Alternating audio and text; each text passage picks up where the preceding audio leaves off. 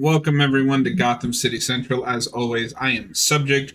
We've got Noah, the Red Hood, and Robert doesn't really do anything Nightwing here tonight to do Under the Red Hood. Welcome everyone to Gotham City Central. As always, I am Subject. Discord, cooperate with me, please. How are you guys doing?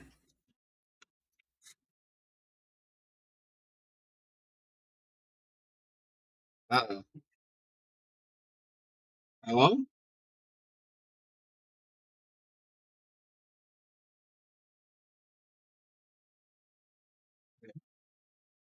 Can you guys not hear me? Anything?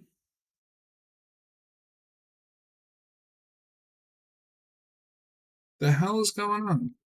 Oh, you're muted right now. I shouldn't be. Hello? Hello? My Discord is lagging. It showed no mute. It showed no mute, but then I pulled up the video broadcast and it remuted me. It was weird. Wow. Yep. Because OBS was picking me up. I heard you for a second. Yeah. Hello, anime fan in the live chat. Can you hear all of us? Are we all coming through? Are we all? He should be able to. Yeah, he should be able to. Okay. Should is a strong word. I mean, I can see it on OBS. So since you guys didn't hear it, we have they heard it, but you didn't. We have Noah, the Red Hood, with us, and Robert doesn't really do anything Nightwing with us tonight to do the commentary. I give you my favorite one. What do you want? Yeah, at least you get to be Dick Grayson. I get to be the worst Robin of the two. Oh no. Oh, so Jason is officially your least favorite? Of the two. Oh, yeah. I don't know. I also don't know a whole lot about Damian Wayne. So I would put Damian over Jason as a Robin. Just in general, because the only time that I like Jason is in the Morrison run when he's kind of like the villain for Dick Grayson's Batman.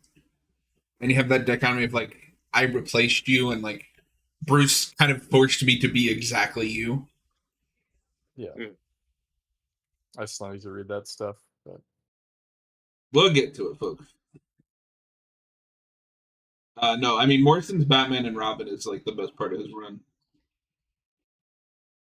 It's good stuff.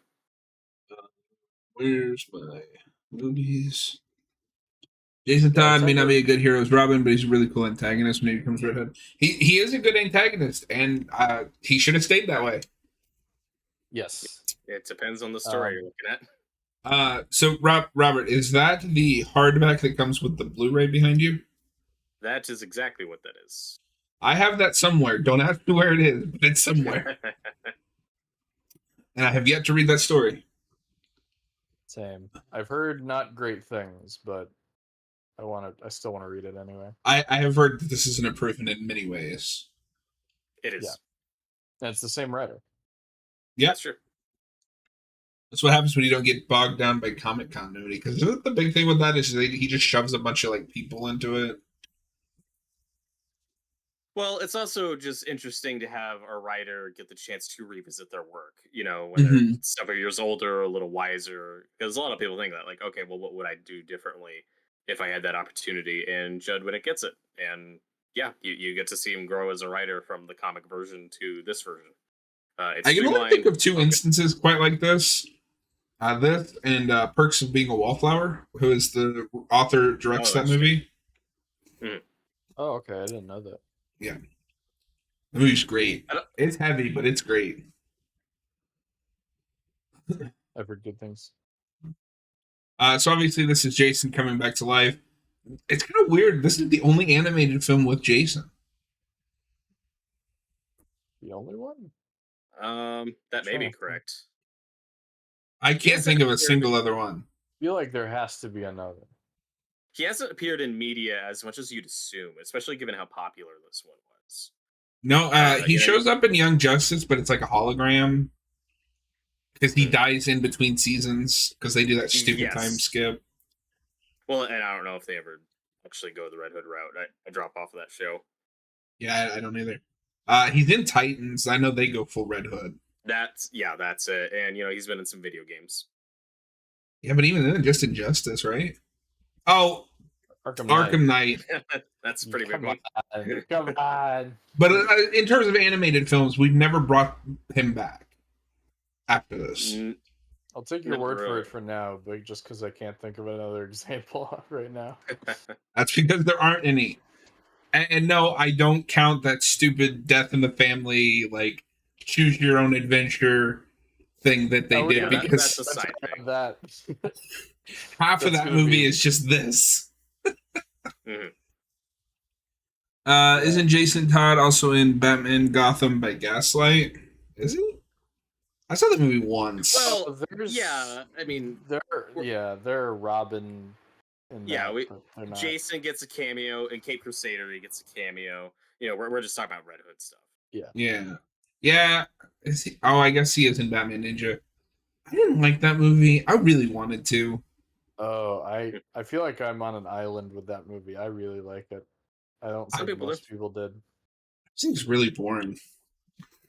I thought it But was no, crazy. I've it's always been disappointing to me because Jensen Ackles is amazing in this movie. We'll get into it, but I would have watched a Red Hood like animated film with him voicing the character.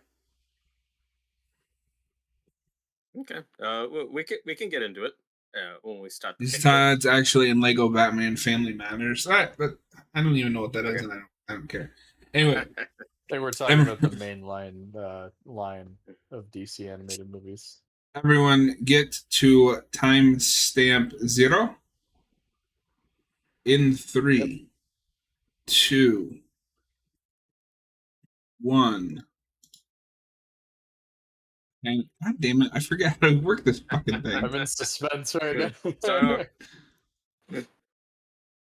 So, Oh wait a minute. Here we go. were you In putting 3, in the timer?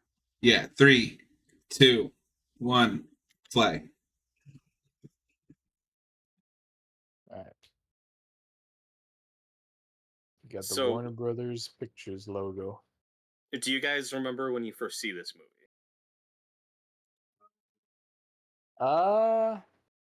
Yeah, kind of. This was, I think, the first of these animated movies I saw. I feel like I saw this when it came out. I got it on DVD. I didn't see it right when it came out, probably a few years after, but it was one of the, like, as I was getting into Batman and watching more Batman movies, this is one of the movies I saw kind of later in that process. Yeah, I The got timer's this on not DVD. working for some reason. I don't know why. What's not Do we working? want to restart? Yeah, everybody pause for a second. Okay. Let's just restart. Let me figure this out. But yeah, I get this pretty shortly after it comes out on DVD. This is 2010. This is post Dark Knight, so I'm very Oh, Still that's high on why I'm Batman. stupid. All right, everybody back to timestamp 0. It was working. It was just Okay. under the source. It was under the sauce. Okay. It's under the source hood.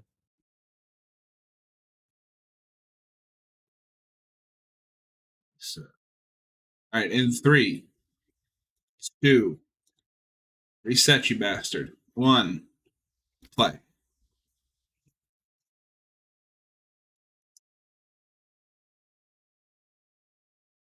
There So we yeah, go. I didn't see this right when it came out. I think I saw this around the time in like 2012, around the time Dark Knight Returns was coming out. Oh, interesting. So yeah, Oh, I was okay. kind of No, like getting into like Batman and like the comics and stuff around that time.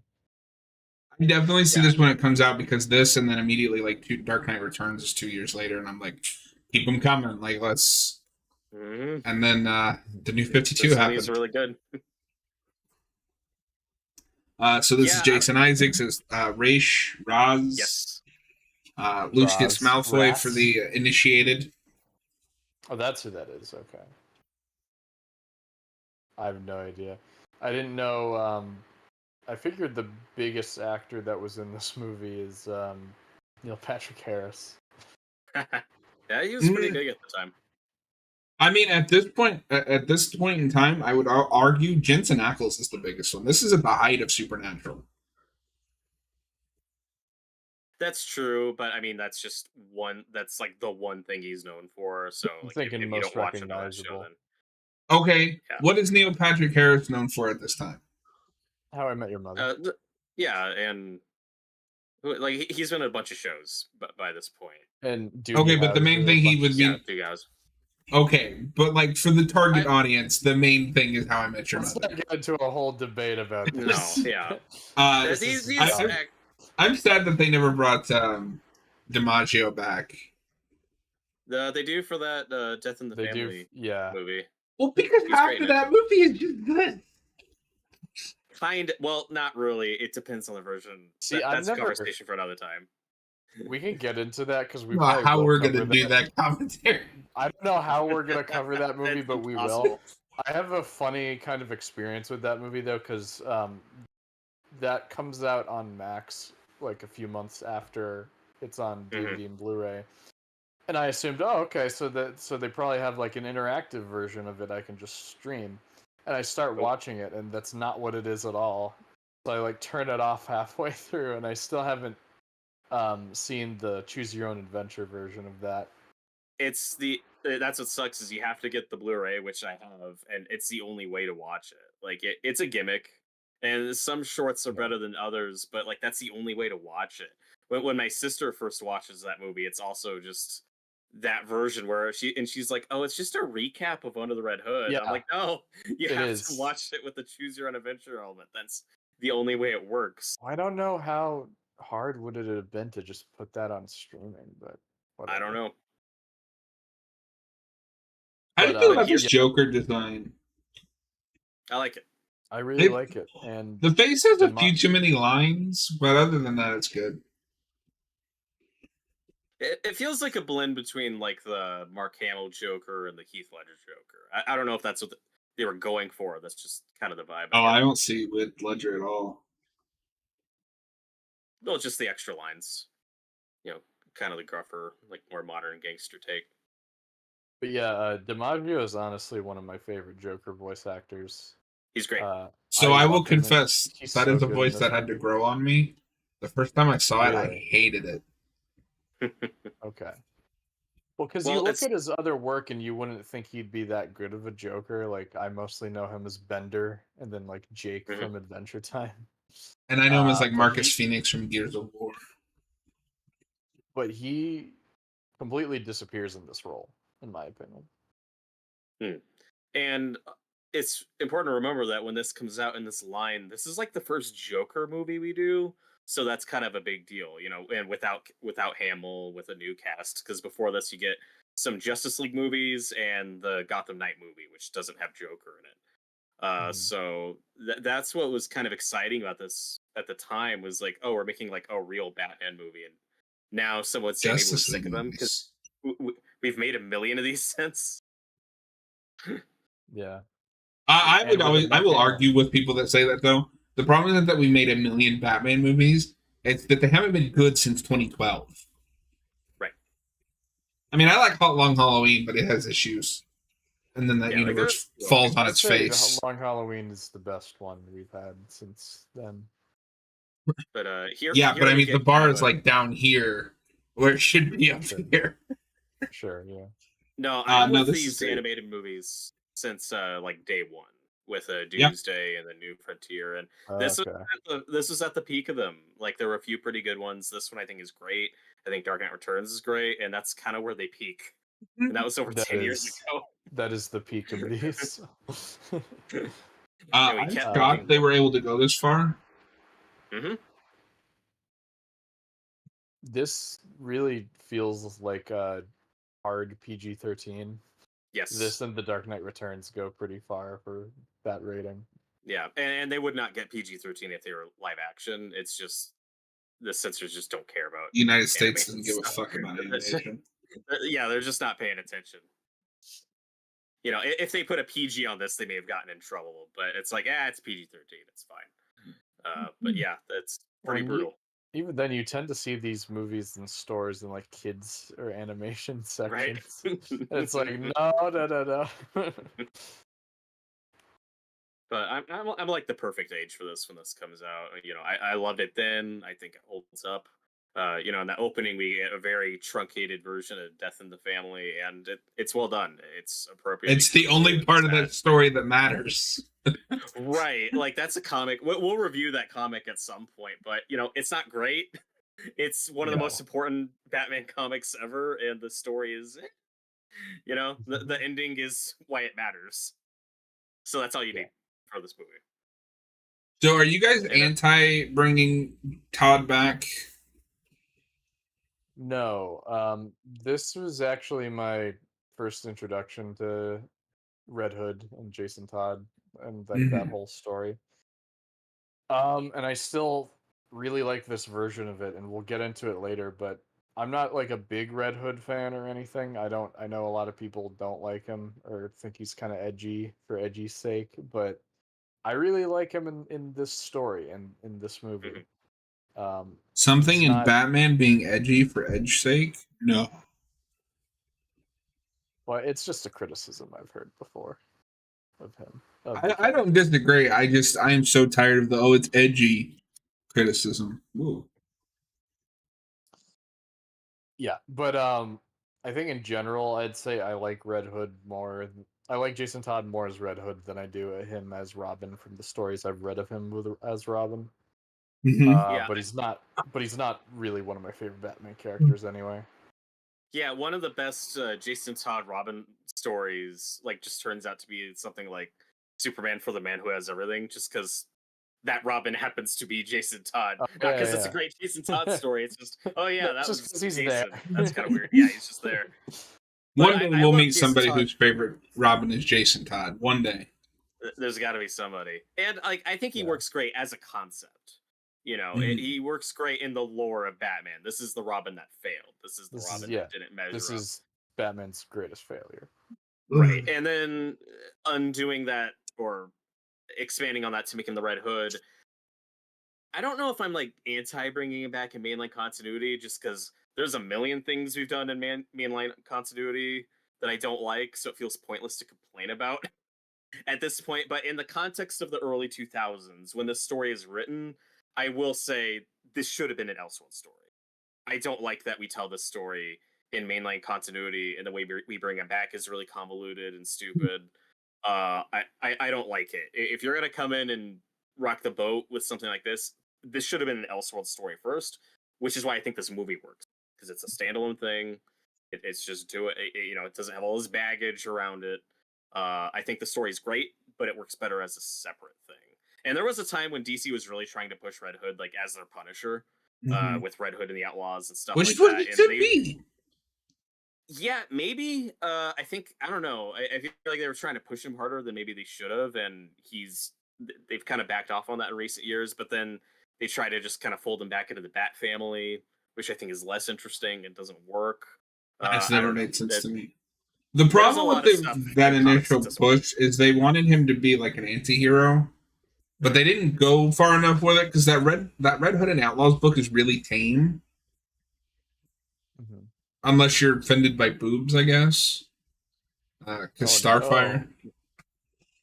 It was But it's Robert, it's your favorite Smallville alum, Jason Teague. oh yeah, everyone's favorite Smallville character, Some and Mhm. Jasons tonight. this is my introduction to him. I didn't watch Supernatural. I don't. If you watch that show, that was a big deal that he was voicing Well, Red don't Hood worry, in this. Robert. I'm And gonna make you watch it. we'll get there. But I don't even right care off if we the do bat, all of it, but well, right off the bat with these movies, we're definitely trying to go for A-list ish talent, not just professional voice actors. And this line of movies is very hit or miss with that. Sometimes they nail it, and sometimes Yeah. they don't. This is one that nails it, because Jensen Ackles, being my introduction to him, I think he's great in this movie. I still think he's great. He's a big part of why this works. And Neil I Patrick Harris is a pretty good Nightwing too. He's a really fun Nightwing. For what little he has to do in this movie. Mhm. I've always said that, like, yeah, Jensen Ackles gets his start, on like the WB network, CW, but he's always been better than that. And I think his recent work, like in The Boys, has really proven that. Yeah, it's got a lot of range. And then this Batman, Bruce Greenwood, Bruce Greenwood. is I think my second favorite Batman voice. Again, not known for a lot of voice acting for this. He's Captain Pike in the J.J. Abrams Star Trek movies. He's a movie actor, he's a TV actor, but I think he's wonderful in this. He's in Gerald's Game. He And is in he comes Gerald's back Game, for Gotham by Gaslight. he does, and Young Justice. Oh yeah, I forgot he's in them. The only thing I Yeah, remember about Young Justice, because it's just so weird, is that Brent Spiner is the Joker. Yeah, and he's not great. No, he's not. He's often ranked as like one of the worst Joker voices, and like that may be true, but he's such a small part of that show. Like I don't care. Like he's just He's treated in, as like, kind 2 of a side note in that episodes. show. Yeah, like it's not a big part of it, so I don't care. But yeah, he's not great. This is the scene that everybody likes to make fun of because we gotta have the mandatory action scene. They're I gonna. still think it's cool. I think I it's don't an action like it. scene. No, but what people make fun of is you're gonna have exposition Goon 1 and 2. Yes. Well, how does he know this information? How does he know this information? Is that public knowledge? Like, Nightwing used to be the first Robin. This movie is really right in that line where it's like, it's really trying to give out all the information it needs for this story to tell this story as effectively it can in 75 minutes and be accessible. But this isn't a movie you start with somebody who knows nothing about Batman. Yeah. You need to know some stuff going in, and for some that's a problem, for some it's not. How do you guys feel about that? Just knowing that you need just some familiarity going into this movie. Is that fine? I have always been very much of you can't make everything somebody's first thing. I know there's that like Stan Lee quote, like every comic is somebody's first comic. But like at some point, if you're buying a Batman film, you should know something about Batman. I don't care if you know who Nightwing is, that's fine. Just roll with it. I don't think this is too hard for people who don't know Batman to follow. Because, I mean, you do have that awkward exposition goon with Nightwing, but, like, I don't know. Nightwing plays such a small role in the plot anyway. It's not like he's an important aspect that you, like, need to know anyway. Now, I'm not saying that everything should be made exclusively targeted at like us. Yes, it is fine to make something that is targeted to bring new fans in. But something like this, it's okay to just make it for people who are already initiated in this world and know this stuff. Mm. Also, I'm just not sure why Nightwing is here. He doesn't add anything to this movie. I think it's just to contrast him and Jason, but Right. yeah, him as a character doesn't really It's do that anything. it's comic relief, and then like you said, it's just the contrast to the type of person Jason was and the type of Robin he was. But the problem is they never actually I do think anything to compare and contrast them. I think that's all just subtext. You just get that through characterization. Do you think it was a missed opportunity He not killed to that have guy. them interact? I would have loved a Nightwing and Jason Todd interaction because, like I said, that's the best part of Morrison's run when Dick is Batman and Jason is kind of like his Joker, like his archenemy. I would have liked to have seen that too. The problem is we've got like 75 minutes to tell this story, and there's very little I'd cut. There's just not room for everything, and for the time they have, I think we get most of the important stuff we really need. It's been a minute since I watched it, so we'll see. But yeah, I mean that's fair enough. But that's what I'm saying. Then at that point, just cut Nightwing out. He doesn't add anything. But I disagree. So watching this again, it's kind of funny because the animation in this isn't like spectacular or anything, but comparing it to the more recent movies in this line, it's like a breath of fresh air. Like, I am it looks like animation. It does. This isn't something that you could ever see being given like a big theatrical release. Like you can't put this on an IMAX screen. But if it's a little Fathom events release, like in a tiny little theater, this would look fine. Yeah. This is quality animation for the most part, and compared to the recent ones that look so cheap. And I keep complaining about it, but I'm glad we may finally stop pumping out 3 of those a year. That's the big problem. We used to do 2 of these a year, and then we shifted to 3 a year, and the animation really suffers for it in the later ones. Mm-hmm. I wonder what The the future of this line is going to be after Crisis, and now the going into the DCU. What the plans for that are? I think they I cut just back hope a that lot. I just hope that Gunn makes them start putting out just book adaptations. I'm still waiting for the like Great Nightfall or No Man's Land adaptation. Right. I'm looking forward to potentially just going back to standalone stuff like that. We don't need another shared universe. We've tried it twice. Let's just stop. Let's just go back to Yeah, making standalone I would movies. be fine if they I went back to this era, like, Mhm, and just do adaptations, like John said. mhm. Yeah, I also wouldn't mind a shared universe that's actually done properly. The problem with the last two was one was based on the New 52, and then the other one they gave up halfway through it. Oh, we're ending it Not even like halfway. 5 movies in. But we kind of talked over it. But I will say the worst animation in this movie is some of the CGI. They cut a lot of corners, and like Yeah, that car chase, like the CGI cars, those look pretty bad. But whenever and the it's Batwing. but whenever it's real 2D animation, it looks great. They missed an opportunity to make the slime here green. It's just But a it's different take. red because Batman has blood on his hands. Yeah. And this is one of our first acknowledgments of the Red Hood in like any adaptation, which is pretty wild. The That's original Red true. Hood. Mm-hmm. Yeah. Because the animated series doesn't do it. Yeah, I kind of just wish they didn't like don't canonize that part of Killing Joke. But that goes back to the 50s. We've had this debate before. It's an important Yeah, part of but Joker's history.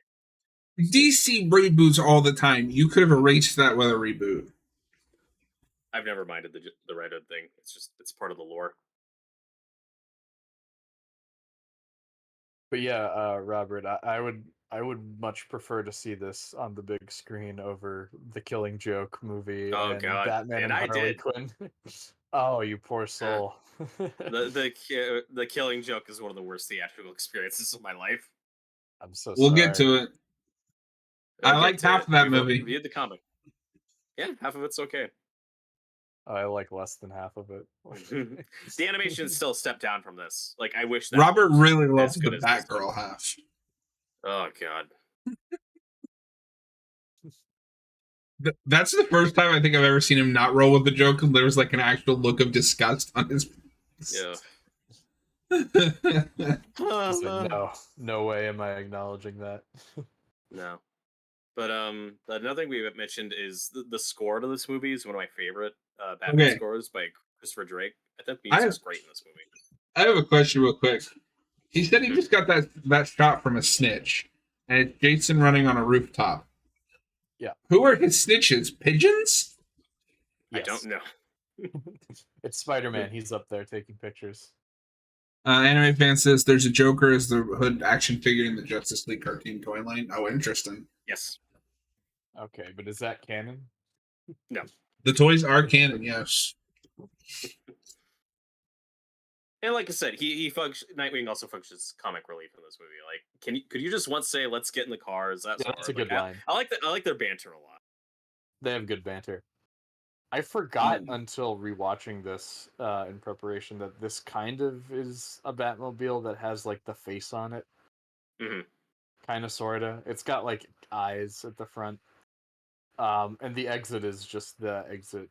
The exit to the Batcave is just the '60s one. Yeah. That's cool. But don't worry, Noah. The entire DCAU universe was obliterated in the Crisis event. Doesn't that make you feel really good? No one's gonna consider that canon. But I like this scene a lot with Batman and Nightwing confronting the Joker. And again, it makes the exposition with the goons all the more pointless because you also get that here. You know, where you get that acknowledgement that Nightwing, he used to be Robin, but now he's grown up. And, you And know, it, more he did better than naturally. his replacement. Yeah, it's a lot more natural here. Mm-hmm. Yeah, and like I was saying earlier, I don't think we need to worry too much about or I don't think this comes across as something that would be hard for anyone that knows nothing about Batman to watch. I think you could follow it fine if you don't know Yeah, anything like you about could cut the that lore. exposition scene and just have this, and that. Yeah. If you're paying attention, you get it.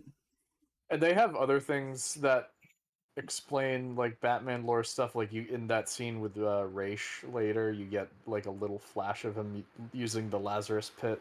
It's like this is what the Lazarus Pit is for those who don't know. Yeah, as you know. So one Yeah, thing I as you noticed is because know. I'm watching this on a 50-inch OLED, some of those wall textures are really low resolution. Yeah. If we're watching this on a big TV, it probably doesn't look the best. The Yeah, character models look great. It's just like the padding doesn't look great. Yeah, there's still a lot of good like shading going on with these character models. Again, you just compare this to a lot of the recent movies that look really flat and dull. Well, right now I'm watching it. I'm watching it for one on a DVD that I have, and Yeah, it's basic. an older HD TV. I'd never upgraded this to Blu-ray for some reason. You got to get what Robert has. It's all fancy. I might get that if it's still in print. Yeah, do they still make those? Oh, these? Yeah, No, Robert. Do they still make Batman movies? I think so. Might be. Maybe. I think some of them are still available on Amazon, but that was only like one line. They only did like 5 or 6. I got the one that I wanted, so I'm fine.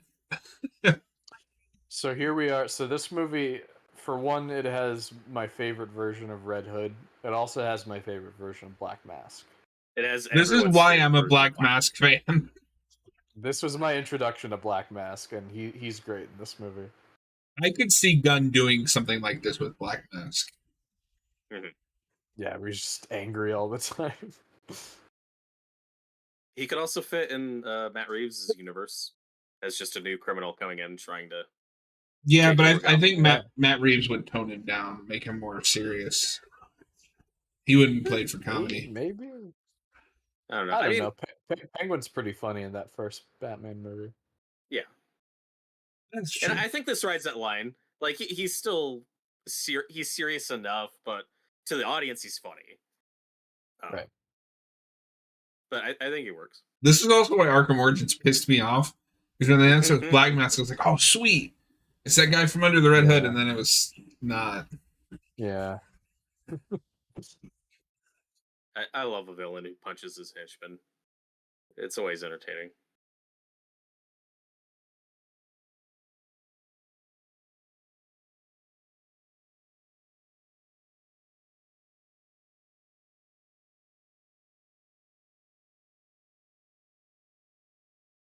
At least he doesn't kill all of his goons. That's true. He only beats him up. Yeah, he's smart. He knows that he can still be useful. Animated fan says Kelly Hugh. I apologize if I mispronounced that. Did the voice for Black Mask's assistant. She also played William Stryker's sidekick from X2. I think you mean she played Lady Deathstrike. Oh, Lady Deathstrike, yeah. And she's also in Friday the 13th Part 8. Jason Takes Manhattan. Oh yeah. I had no idea. Yeah, she's done a lot of voice acting. I think she's also voiced like Lady Shiva or Cheshire in some other DC projects. She's done a lot of stuff. Those are DC characters, John. What's a DC? Oh, we only do a channel about DC properties. You know what, Robert? I pulled up her Wikipedia page, and there's a picture of her from like 2016. I can totally see her character in Friday the 13th Part 8. It's great. It's also been that was her first movie. It's also been forever since I've seen X2, so I wouldn't. She only gets like 2 lines in that movie. Yeah, you couldn't recognize her from her voice because she has like 2 lines. She's the Vietnamese woman in Watchmen Chapter 1. Oh, cool. Is that out yet? Yes, it's not great. Uh, Oh, good thing we don't have to review it. We do now. No, Yeah, it's not a she's Lady Doomsday Shiva Clock movie. in she's Lady Shiva in Soul of the Dragon. yeah, I kind of like Okay. that movie. I think Yeah, it's all no, right. I enjoy I that did movie. not. It's not really a Batman movie. I think that's what threw a lot of people off, but I liked it. Yeah, it's just a fun romp with like the kung fu side of the DC universe. Oh, she was on Arrow for a couple seasons. Mm. And I like sequences like this. One thing I miss about these older movies is really well storyboarded action scenes. Like the Yes. action in this movie is very well choreographed. A lot of Yes. fluidity, attention to detail. We haven't even gotten to the best fight scene yet, but man, I miss when these fight scenes look like this. Really well animated too. Like Mhm. again, like this movie doesn't look amazing or anything, but it's Right. just nice to see real animation. Yes. He's And doing When a are we bit of going a to Tom review that Cruise run in that Aquaman show. animated show that Max came out with? that's not on Max anymore. Didn't Oh, that come shit. out like 8 They years pulled ago? that. I course didn't they even did. know that. No, it came out like 2 years ago, and then was pulled like a year after. I was Nobody watched. exaggerating when I said 8, but that's the thing. Is like that was so long ago. Who cares anymore? Nobody cared when it came out because it looked like shit. And we got a blimp. Oh yeah, this movie's Hashtag- got police blimps carrying on the tradition. Hashtag bring back the blimps. Give us blimps, James Gunn. James Gunn, you're our only hope. So I will meet you. You guys said earlier that you'd like to go back to single, not continuity movies, just movies. I will meet you in the middle. I am fine with that, but I want other heroes to be able to show up in movies. Like I want Batman to be like in a Superman movie, or Superman to be in a Batman movie. Oh yeah. Yeah. Just They should do Justice League movies too.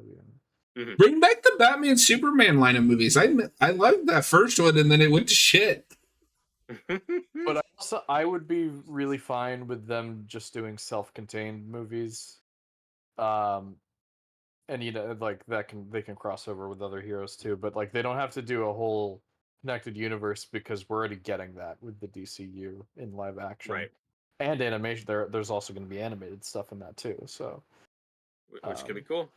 Give me a Batman Superman movie, you bastards. No, I love Public Enemies. I think it's a lot of fun.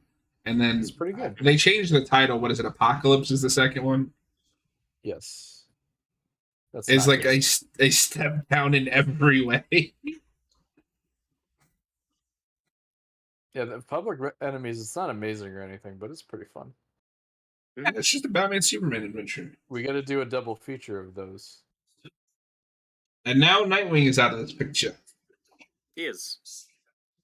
Batman's like, get out of here, dick. Hmm. I don't need you.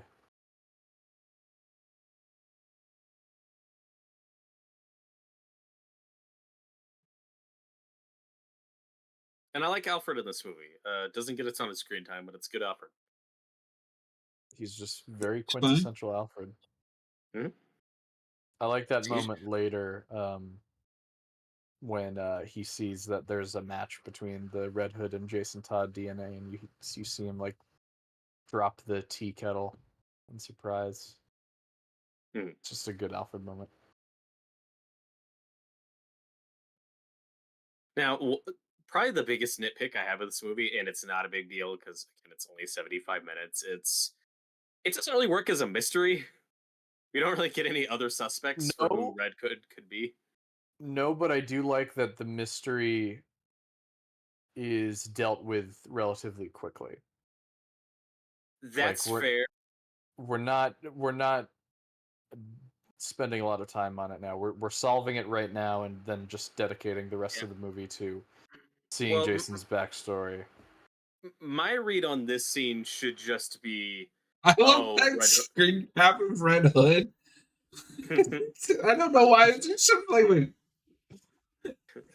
My read on this scene though should be just, oh my god, Red Hood knows who Batman is. That's a big deal. I have an issue with the placement of this flashback because this is telling the audience, no, this is Jason for sure. I would have moved this flashback later to when we do the DNA test when it's Oh, like I fully disagree. confirmed. I don't think this is confirmation. Just it's only here because he's looking at the Robin suit. Maybe, but from an audience point of view, it's like, why is this scene here? But I mean, even then, you could go as far as to say they tell you at the beginning of the movie, and you're not going to show the death of Jason Todd unless that's somehow. Well, right, of course, and we just saw on the monitor the bit with the lion catching his leg and him cutting it, and then we see that with Robin 2 seconds later. So this is telling the audience, like, no, this is 1000% Jason. Again, it's just a tiny gripe. I've just always felt like this flashback should have been moved a little later. Anime fan says Joker could be considered a suspect because he used to be Red Hood, but he's in Arkham with a straitjacket, and he can't do anything that Red Hood is doing. That was one of the first suspects, but they deal with that very quickly. I mean, I do like that it's a mystery for the characters, not the audience. Sure. And I do like how in the flashbacks you get both the actual Jason Todd Robin costume and then something closer to Tim Drake's 1 year later Robin costume, where he's a little older, a little more mature. And I like the contrast of the really goofy, zany Silver Age Riddler flashback, and then now they're just fighting drug dealers, and you're seeing Jason become more aggressive. It's a really good just visual representation of like the shift in tone just in those few decades of comics. Yeah. Again, it's real truncated, but really effective, with where we were taking Jason in the comics. Do you think it's a little absurd that he just straight up dodges bullets, though? Like, it's that type of movie. It's a superhero movie. They can all dodge bullets. They could have had Black Mask be Red Hood. It would be his mask theme. I don't know. I don't know how that would work. He's not wearing a mask like a traditional mask. It's like that's his face. That's just his face. That's not usually what we do, but it's fine in this movie. It's a weird choice, but I like it. I feel like that's become the norm at this point, though. Has it? I feel like it has.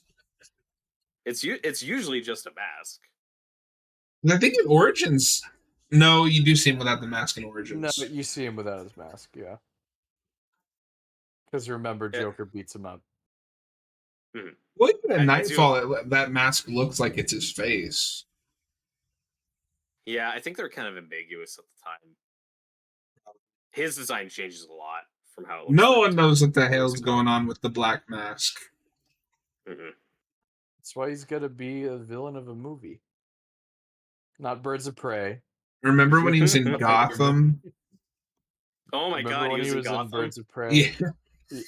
Yeah, he was in Gotham. Wait, Robert, have you not seen that? I don't know what Gotham Black Mask looks like. We're gonna get a live reaction here, folks. No, what if we just saved his reaction until we watched that episode? Oh, for fuck's sake. We're not waiting that long. Gotham is way down the line. Okay. He may even forget by then.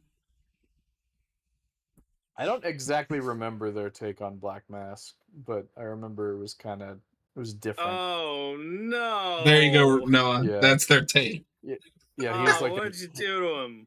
He had like a mask collection. Oh, they massacred my boy.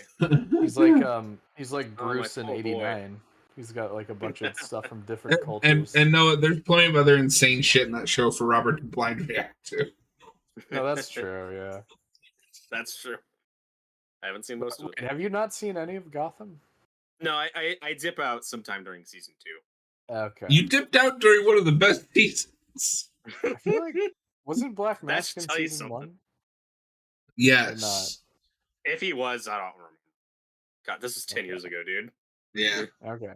How dare That's you not horrifying. Set him on fire. Yeah. This scene is pretty extreme. Mm-hmm. So later when the guy's head explodes. How do you guys feel about these cyborg ninjas? I like them. It doesn't really fit the aesthetic of the movie, but whatever. It reminds me of it reminds me of something I would have seen in a cartoon as a kid. So I'm like, I'm fine with it. Mhm. And they all die horrific deaths. Yeah, at least Well, one one of them does. dies a horrific death. The other kind of just get knocked out. Well, you can kind of see the mentality of, well, let's just do a made-up villain so that people don't complain when we kill them off. But this is also a standalone movie, so who cares? Right. I think like it could have been fun if like what if the big guy was Killer Croc and one of these guys was Deadshot. Like this could have been actual villains from the comics, but I don't know. They're just part of the world. They're just hired assassins. Don't worry, That- Gunn will I think do they're that because fine. he doesn't give a fuck. Yeah. I was shocked when they killed Captain Boomerang. Yeah. And but there are a lot of villains in the comic who are in this, like Mr. Freeze, Deathstroke. Like they really trim the fat in this adaptation. That's probably for the Imagine best. Imagine if Mr. Freeze was one of these guys and then Jason killed him. That would be weird. That probably would have made me upset.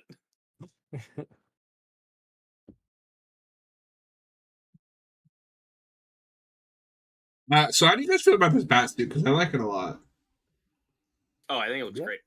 It's just very standard but simple bat suit. It works. Mhm.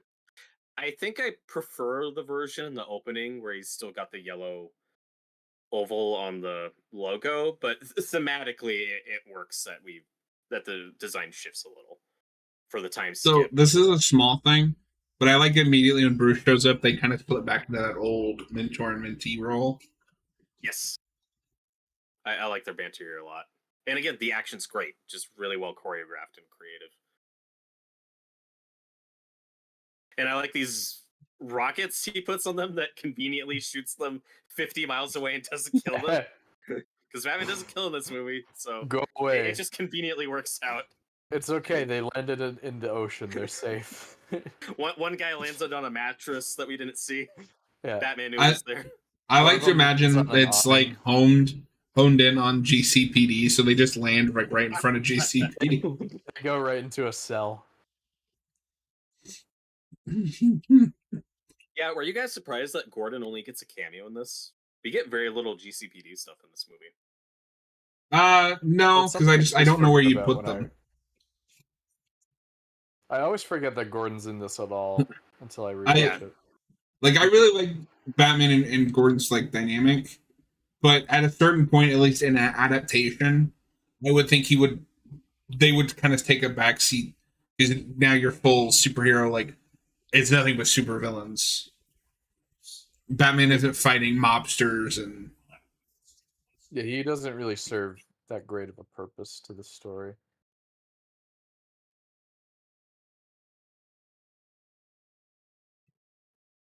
Wait, I'm looking at the subtitles. This guy's name is Shot. Of course. Not let's like dead. It's take just your Shot. helmet. I forgot how bloody that He is. said, Yeah, you could not do that in live action. That's They the, would not yeah, let that slide. That's the thing that sticks with me in that scene. It's like, oh, his face explodes. And I you love you don't really see it, but still. and I wish if we're gonna, especially if this is gonna be in mainline continuity, I just wish we got more stories like this. I like the idea of Jason being the anti-Batman. Like, no, I'm you, but better. I actually kill Yes. people. When people argue with me about why Batman should kill or why the kill bothers them, I'm like, well, for me, it's about what leads to more interesting stories. If I want the Punisher, I've got the Punisher. This is Batman. And I like these conflicts and that inner conflict of, And maybe just- I'm not effective. For the love of God, can we stop with this whole, well, Batman doesn't kill people, therefore, like the Punisher does, therefore Batman is inferior? They come from different backstories. Like, Right, these are different characters. I like the Punisher. I've had conversations. it's the most with people who- insufferable thing about Deadpool fans. Like, oh, superheroes are pussies. They don't kill people like Deadpool does. First of all, that widely varies. Second of all, superheroes are supposed to be something. They're the ideal. Punisher They're is not the supposed to be ideal. heroes. They're supposed to save people. Yeah. And Yeah, I would show those people just like the last conversation with him and Jason, because I think it perfectly sums up why Batman should never kill, at least in mainstream continuity. Well, it's like what Robert was just saying. It's like his morals lead to these conflicts. It's like and consequences, and you get stories like this. So it's like, do you not want an interesting, thought-provoking story like this? Do you just want to see him murder a bunch? No, of people? we just want to see people murdered. We want to see the Tim Burton just kill people. I was just about to say. I mean, I like '89 and Returns, but they're not smart movies. And when people say, I get so annoyed when people say, like, well, why doesn't Batman just kill the Joker? A, these are fictional characters. It's not real. B, because Joker's like the best villain in comics, and then they can't tell Joker stories anymore. That's why. That's why Batman doesn't kill. Well, even outside of the meta narrative, if he kills one, he's not going to want to stop. Like, you don't have to be a rocket science to figure this out. Yeah. And that's such a great scene. We can get more into it when we get there. Yeah. But yeah, this is one of the big, like, Batman doesn't kill narratives where that's kind of at the forefront. Yeah. And it's really good. A tennis tournament?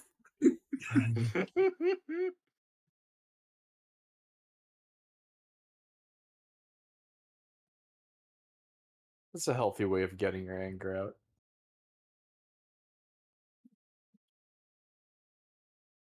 But like I was saying earlier about Jason, oh, hold on. I love this. The laser.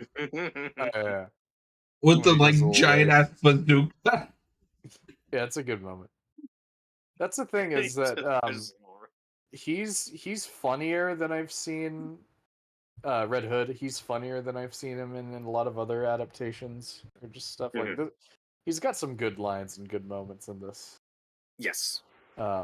So he's not like just complete edgelord like a lot of people say he is in different things. I love this detail with the fire exit door almost taking him out. It just follows him. But yeah, I think this works great as a standalone piece. I think you could have made a good sequel to this. I don't want it anymore. I feel like that time has passed. How do you guys feel? We got a prequel. I would be fine if an actual sequel. I'd be fine if Jensen wants to do something else as the character. Maybe it's more of a spin-off. Just the problem is me not trusting them.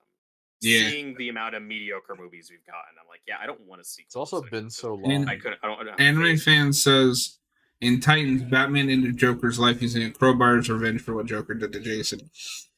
It's like that. It rhymes. I don't like that. That's even weird because they do Tim Drake.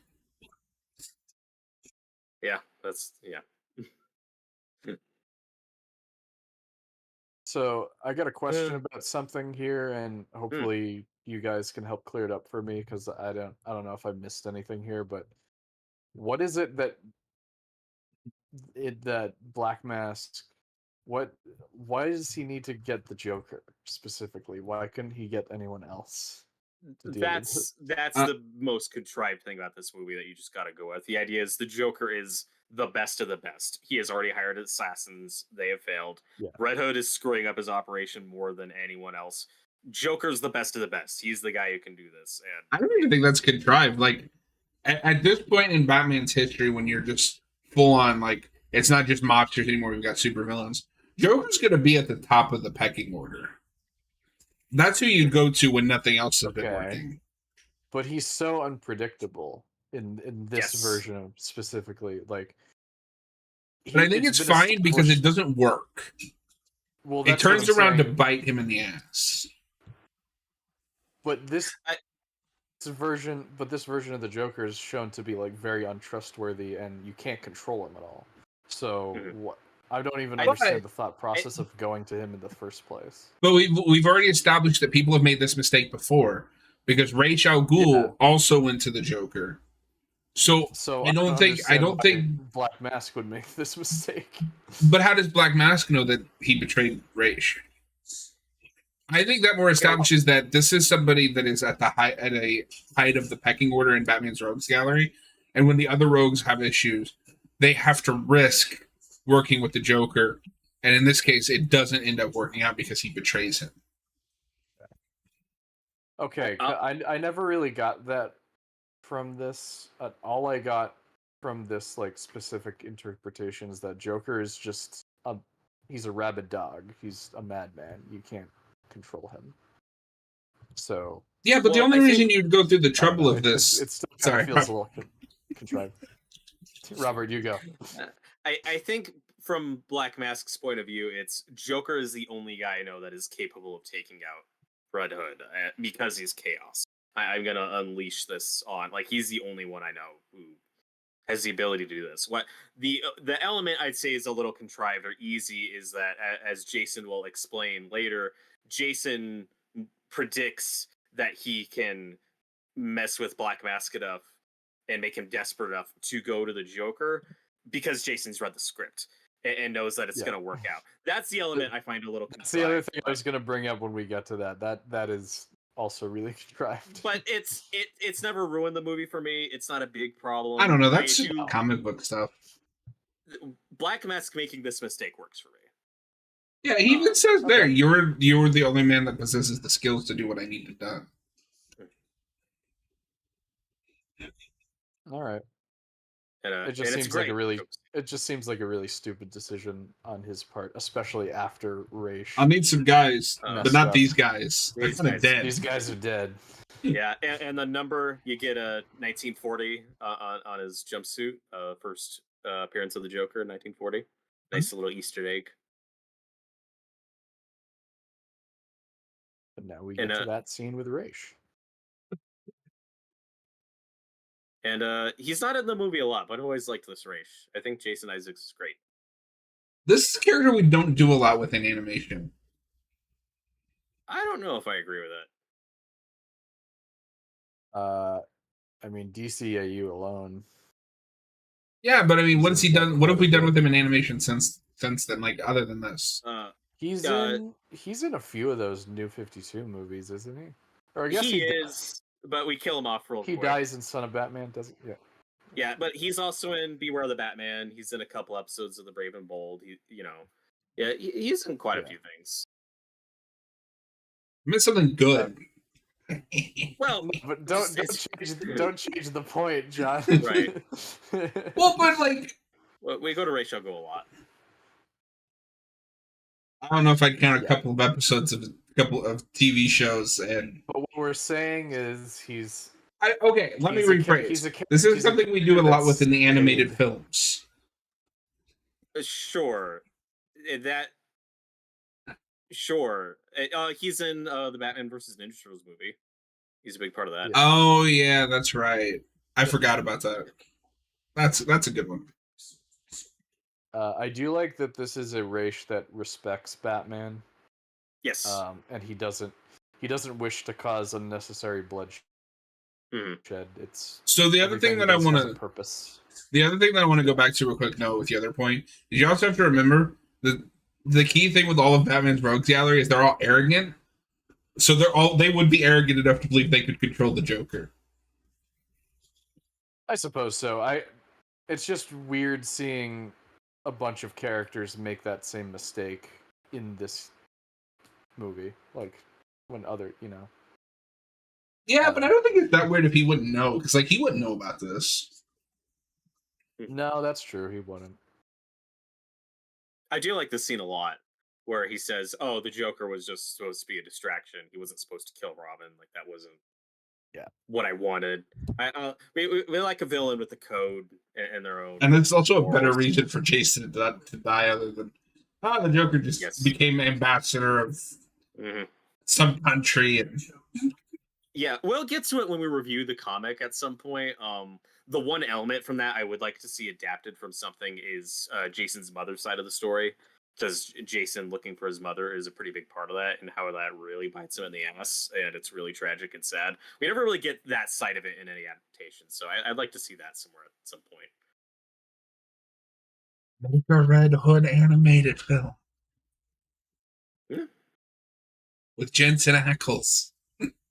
I'm not against it. I just don't trust him anymore. I can't be excited for these, but with Gunn in charge, you know, the future could be bright. We shall see. Also, hopefully we finally get like a Lazarus Pit in live action. You did. It was on Arrow. And something good. I love that. Yeah. I love the whole recurring thing of John's like, "Oh, I hope we get this." Then Robert gives an example. He's like, "No, I needed something This is good." too good.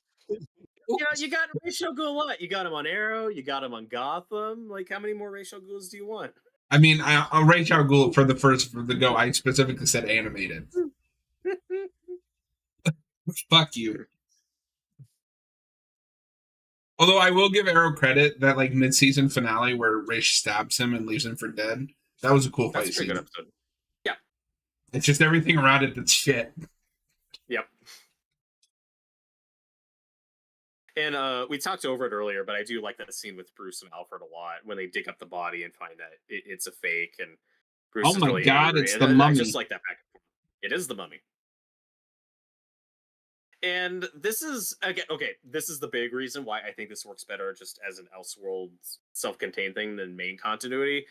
I don't like the precedent this sets of just the Lazarus Pit can just like resurrect anybody because it's too much of a in case of emergency break glass thing. It's too much of it. It's too much of an easy go to because the idea of the Lazarus Pit in the comics is Ra's uses it to rejuvenate himself. He doesn't die and come back and die and come back. He just uses it to keep himself alive.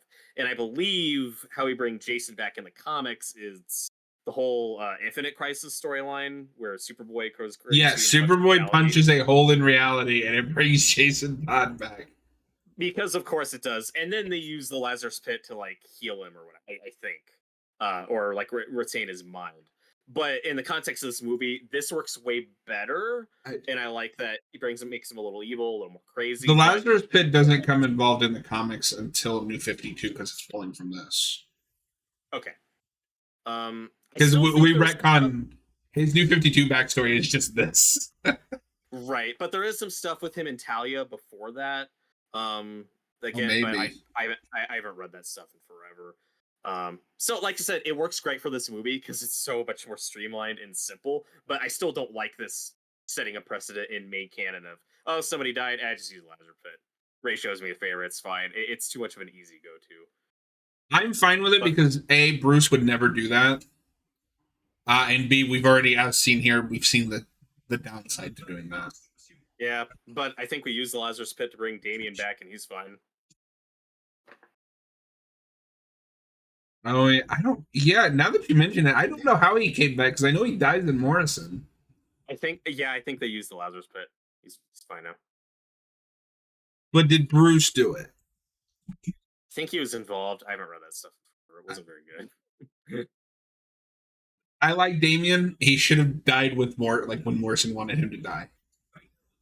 Yeah, that's a whole other conversation.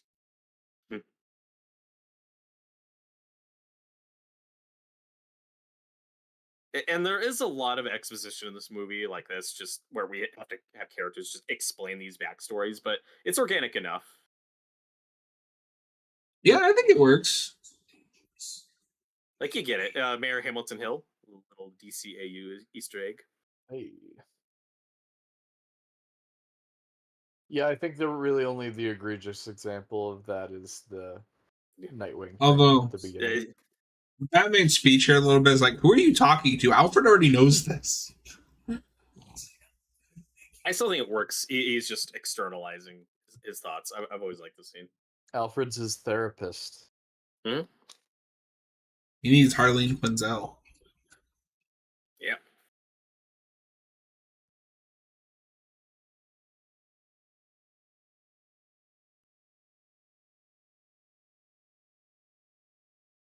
So side range just while the police are setting up. Amazon Music sucks. Oh yeah. So there's a certain artist that I wanted to listen to, but they have an exclusive agreement with Amazon. Unless you pay for their unlimited, it won't actually play the song you want to listen to. It will play a song that sounds similar to the one you want to listen to, and it's really annoying. Yeah, they do the Spotify, the free Spotify thing. Oh, is that how Spotify for free works? Yeah, if you search a song you want to listen to on Spotify, it starts like a radio, Oh, and okay. uh, oh, link this song radio, and then you have to I skip hate a few that. songs or just wait until that Um, song you want to hear So, comes up. like, as a kid, my mom would listen to Garth Brooks a lot, so I like a lot of Garth Brooks songs from the 90s. But he hates streaming, except for suddenly he decided to deal with Amazon. So you can only listen to Garth Brooks songs that aren't shitty covers on Amazon. But I'm not paying for a streaming service just to listen to like 3 Garth Brooks songs. Do it. Fill out your money. Mr. Hood. That's what Noah calls people at work. I love that Joker. I love that Joker's What? really proud of this bit, and he says the same thing he said to Batman and Nightwing, where he's like, "Well, my Red Hood is more flashy maitre d than motorcycle fetish." He's really proud of that bit. I like that he repeats it because he wants Red Hood to hear it. Yeah. Anime fan, if the sewer water in Returns was retroactively revived to be in the Lazarus Pit, Penguin could come back in a sequel. I would jump off a building. Another thing I want to mention earlier is that the music by Christopher Drake, I think, is great. He also does the score for Arkham Origins. Yes. I love his Batman music. I don't want to turn it up any louder because I'm afraid my mic will pick it up. I'm making out the dialogue. I can't really hear a lot of the score. I could have just connected my headphones, but I'm stupid. It's pretty good. I prefer his origin score. I just think that's a lot more memorable, but he does good work here. It really gets to shine in this during like the opening credits. When it's just like those are cool opening credits. Honestly, I think the credit theme is the track that I remember the most. Mm-hmm. But yeah, this is the scene where Jason reads the script. Oh, he also does the score to Dark Knight Returns, and that might be his best one because that score is excellent. Oh, yeah, that's pretty good. But we used to care when we made these movies. Anime fan, Batman Under the Red Hood is one of my top 5 favorite animated Batman films. Is it in your top 5? It would make my top 5 for me easily. Oh, for animated, yeah, because it wouldn't make my top 5 overall, just because the top 5 is really stacked between live action and animated.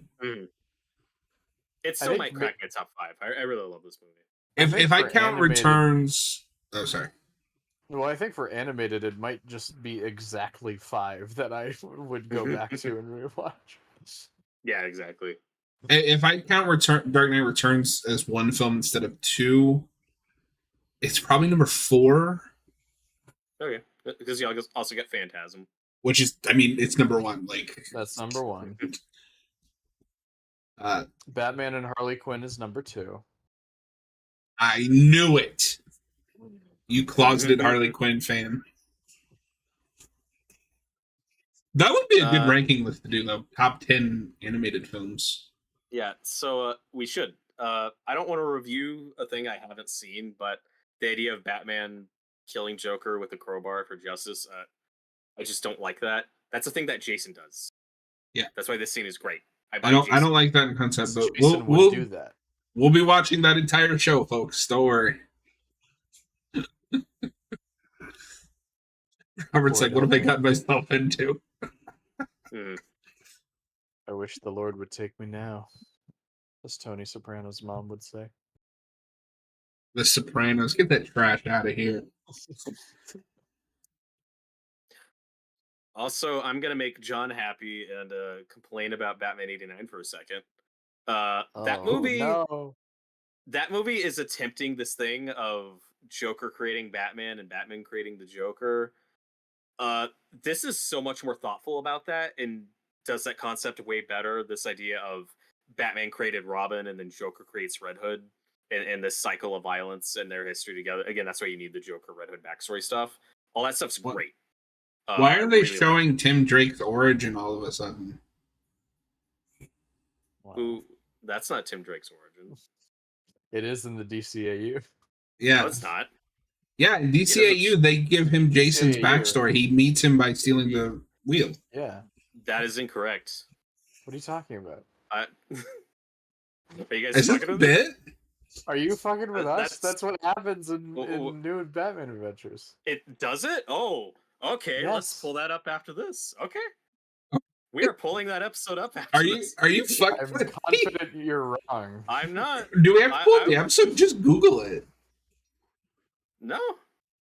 There's not a bit with the tires in that episode.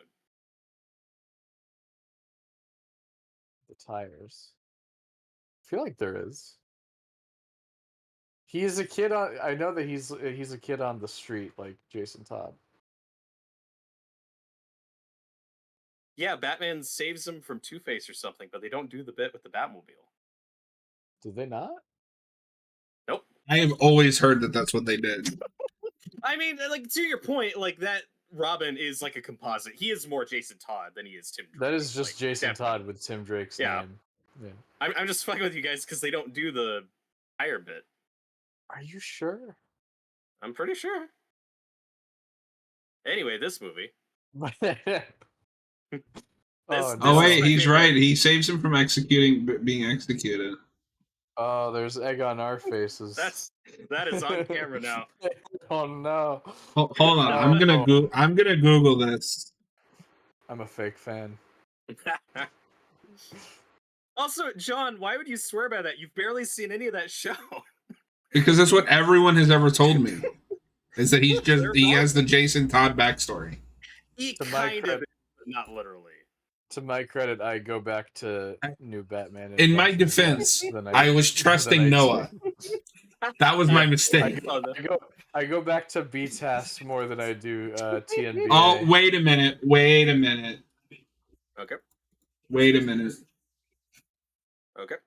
Okay. I'm waiting a minute. This is a great Hold on. scene, by the way. This is a great scene. So while you're looking for that, John, because to a lot of what I was talking about, Red Hood earlier, he works so much better as a Batman villain than a part of the Bat family. I don't like when he's Right. a part of the Bat family. And I'm fine with him even being an anti-hero. I don't even need him to be a straight up villain all the time. He just, when he's in a Batman story, he should be the villain. Right. And if he's an anti-hero, he should be someone who comes into conflict with Bruce, like how we sometimes have Daredevil in conflict with Punisher. Like that's how we should play it. Them teaming up and just not talking about it. Like yeah, you can kill people, it's fine.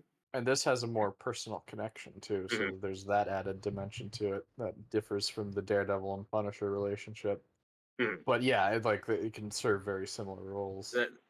And we're already past it, but like that knife fight is so good, where Batman has the batarangs and he has the knife. It's really well choreographed and fluid and fast. I'm like, man, it's so impressive.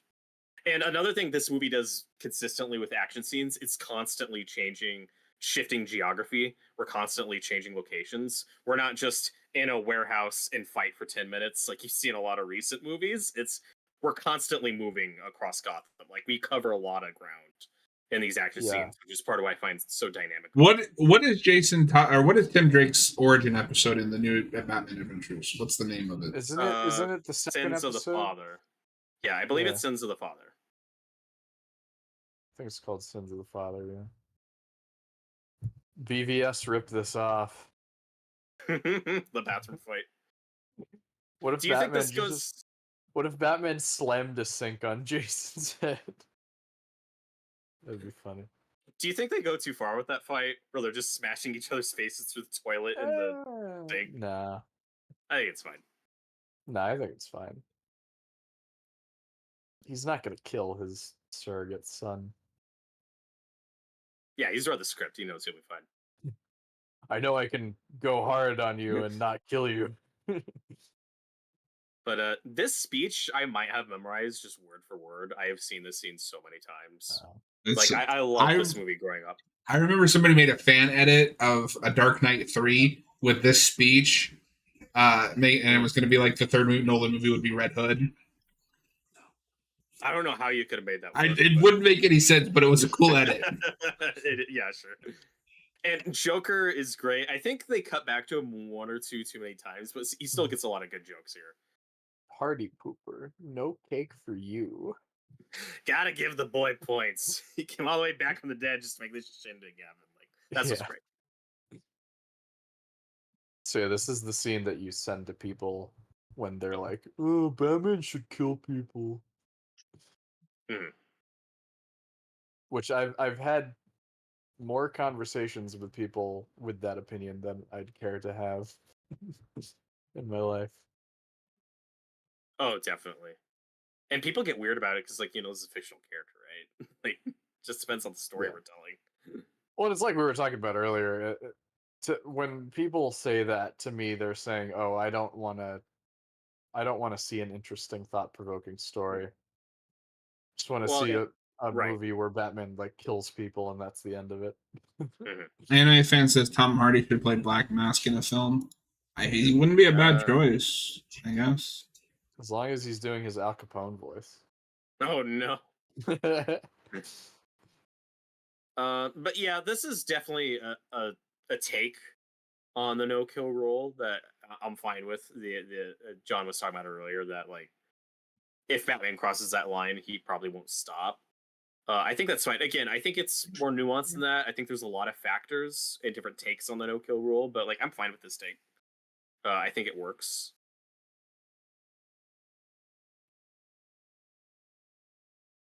Because what I've always Yeah, liked about the Arkham Asylum element is the hope for these villains to be rehabilitated. That's the yeah, goal. And the tragic cycle is, well, if they change, then there's hope. But we know that Arkham's a revolving door. Like, these criminals are always going to fall into their same bad habits, and Batman's always going to be bad. It's this never-ending tragic cycle, right. and I really like that element of it. When part of it's partly if he kills someone that gives him a free pass and he can Mhm. just do it again. And But what people, it's also just like it's the right thing to do in his mind, and he's gonna stick. yes, What's so great about Batman as a character is he's got principles and he like obsessively sticks to them. yes, he is an obsessive guy who dresses like a bat. He gets fixated on things. He is not You could well. say. And then, and again, you can. It depends on the character. Like with Daredevil, some versions really reinforce the no kill rule through his Catholicism, and you get Yeah. some great debates with him and some of his supporting casts who are like, okay, but I'm not a Catholic, so I can't relate to this. Right. Like, if somebody's telling him you should kill Fisk or you should kill Bullseye or whatever, like his point of view is, well, no, I don't want to damn these people to hell forever. Like that's part of why I don't kill. But then how do you communicate that to someone who isn't Catholic? Like that back and forth is interesting. Yeah. And a big part of the Batman no kill rule is, remember, he's a vigilante and he's working with the police, but once Batman crosses that line, that stops. Like That partnership is over. Yeah, that's a big part of why the Batman Gordon relationship works. It's like this unspoken rule of like, okay, Gordon is bending his morals on the understanding that there are certain lines that Batman won't cross. Like that is a big Yeah. fact. Yeah, and it's not just about, it's the right thing to do. Like Mhm. it leads to some conflict, and this whole story is a consequence, like we talked about, Yes. of Yeah. him refusing to kill the Joker. Yeah, if Batman just kills the Joker, then the story doesn't happen. Mhm. Now, do you like where we leave off with Jason? Because obviously the implication is Jason is alive. Yeah. But I like the ambiguous note. I like that Yeah. it's left It's real tragic. ambiguous. I like, yeah, and I do like that. I don't think it's like sequel baiting or anything, but it's just the Right. idea that like Jason's always going to be out there, and like this is just going to be another conflict, much like his conflict between the Joker of the unstoppable force meeting the immovable object. That's going to be a very Mhm. similar dynamic that he's going to continue to have with Jason because he refuses to break his one rule. Yeah, I could be won over on the idea of doing just a Jason movie, get Jensen Ackles back, where he goes to a different city, where it's just a story about Yeah. him. Like that could be interesting. It's just I've been burned by too many of these by now that I wouldn't be hyped for it. It also You know? feels maybe too late for that. Like this movie Yeah. came out back in 2010, right? Yep. Almost Like if you 25 years ago. 15. 15. Yeah. You're good. This But yeah, movie came out in 2000. yeah, like if you make this movie 9 years ago, I'm hyped. I'm like, fuck yeah, Under the Red Hood sequel, let's go. And now it's like, I feel like too much time's passed. Right. But James Nicholas is voiced Batman now. That's pretty cool. He wants to play Batman in live action. I know he wanted to play Red Hood in live action. I would be down Like for that. he's a good actor. Give him something. He's got range. I would honestly like him to be the DCU Batman. That's probably not going to happen, but let's see. How do you guys feel about this final note we leave on? It might be my favorite scene in the movie. I've always It's loved this heartbreaking. epilogue. It is. It's real sad.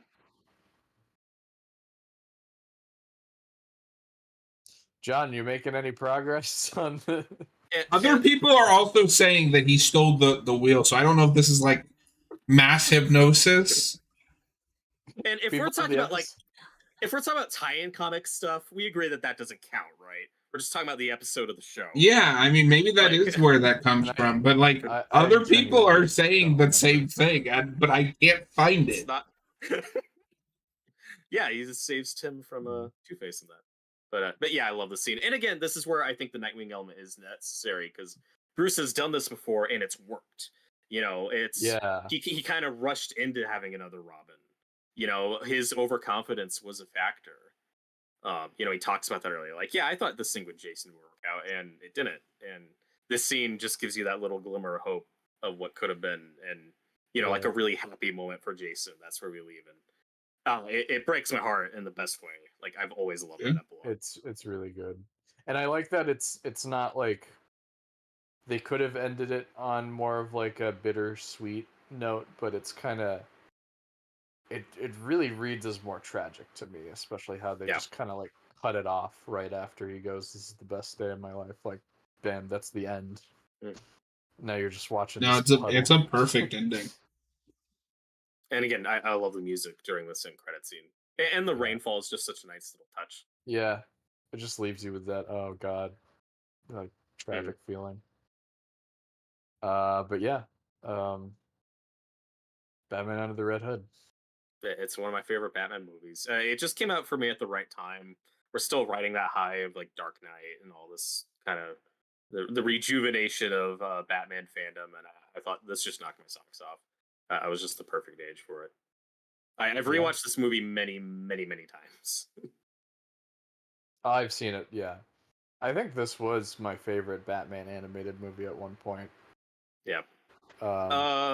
I've gone back and forth between this, Dark Knight Returns, and Mask of the Phantasm, but Mask of the Phantasm is my number one right now. It's peak.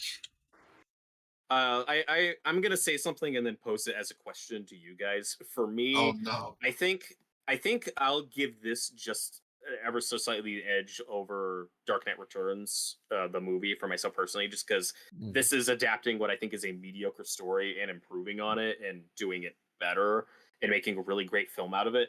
Dark Knight Returns is working with great source material and makes some changes I like and some changes I don't. Like that comic and the movie are about on par for me. I still think the movie's great, but as far as the movies go, I'll give this one the edge. I've rewatched it more, but I still love Dark Knight Returns. So it is shorter. So it's a less of a commitment. Yeah. What say you guys on that? I can see that argument for sure, but I think I still prefer Dark Knight Returns myself. I gotta go Returns. That's the best Batman story. It's great. I also don't have like Peter Weller more than I do Bruce Greenwood. And I don't have that. I think Weller's great, but Greenwood's my second favorite Batman. Yeah. No, you're wrong. Peter Weller is really good, but I think I prefer Bruce Greenwood. And the other thing is, Returns, the movie and the comic are about on par for me. I haven't read the original Under the Red Hood story, so I don't really have that to compare to it. So I wish this is just like a really good version of that story to me. Yeah, I wish we did that more when we were adapting these, just bringing back the original writers. I don't remember how much Darwin Cook does on the new Frontier movie. I know he's involved. I think he has at least a story credit Oh, I didn't know on he it, was but I think, involved. yeah, Okay. but I think there are other writers on that. But I just wish we did that more for these. Like, just get the original writer back and let them see what they tweak or update. Let them cook. Mm-hmm. Yeah, you could have. Anime Frank is not a Miller fan of The write- Dark Knight Returns. It's okay. We forgive you. But anyway, was under the Red Hood. Join us here in a few minutes. We're going to do a commentary on Friday the 13th, Part 2 on Haven of different Horror. And about guys, a different Jason. a different Jason. I upgraded my copy of Friday 2 to 4K just for this. Whoa! I didn't know that. Did you get a steelbook, or is it just a standard? No, 4K release? it's digital. Oh, okay. That's They're having a massive sale on the first 8 films, so you can upgrade Part 2 to 4K for like $6.99. Pretty cool. Pretty cool. There is a 4K, but it's an import. It wouldn't have gotten here in time. Oh, gotcha. But anyway, Fair warning, guys. I feel like I'm gonna have a lot less to say about this next movie tonight. You are joining us for that? You're not dipping out? you can't say that. I'll be here. Yeah. All right, so give us, let's say, 5-10 minutes to do whatever we got to do, and then we will be back. See you.